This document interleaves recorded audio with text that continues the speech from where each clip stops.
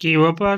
এটা তো দেখে নরেন মনে হচ্ছে হিংস্র পশুতে তাকে মেরে ফেলেছে। গ্রামবাসীরা, কে কোথায় আছো? তাড়াতাড়ি এসো, তাড়াতাড়ি এসো। এই দেখো কি হয়েছে, দেখো, তাড়াতাড়ি এসো।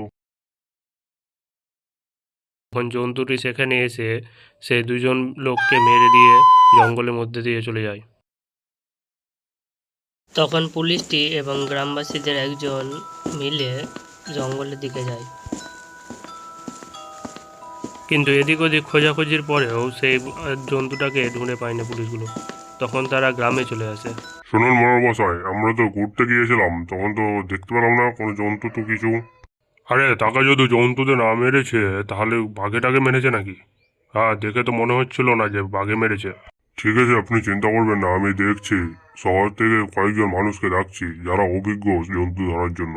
ঠিক আছে, যা করবে করো, কিন্তু তাড়াতাড়ি করো, নাহলে আমাদের আরও অনেকজন মারা যেতে পারে। তখন গ্রামের দুজন যখন রাতে বাইরে বার হয়, তখন জন্তুটি সেখানে এসে সে দুজন লোককে মেরে দিয়ে জঙ্গলের মধ্যে দিয়ে চলে যায়। গ্রামবাসী, কে কোথায় আছো? আসো আসো, তাড়াতাড়ি আসো, তাড়াতাড়ি এসো। এই দেখো কি হয়েছে, কি হয়েছে।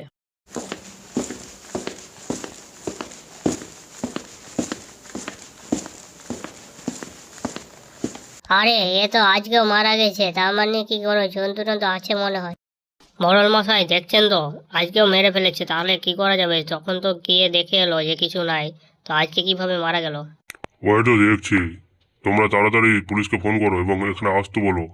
বলেন, কি বলছেন মোড়ল মশাই? দেখছ, তোমাদের গাফিলতির জন্য আরেকজন মারা গেছে। এবার কি বলবে বলো? আরে চিন্তা করিয়েন না, আজকে শহর থেকে সে লোকগুলো আসবে, আপনারা নিজে নিজে ঘরে ঢুকে পড়েন, আমরা দেখছি কি করা যায়। তখন শহর থেকে আসা সেই লোকগুলো এবং পুলিশটি আর গ্রামের মোড়ল এক জায়গায় ফাঁদ পেতে বসে পড়ে।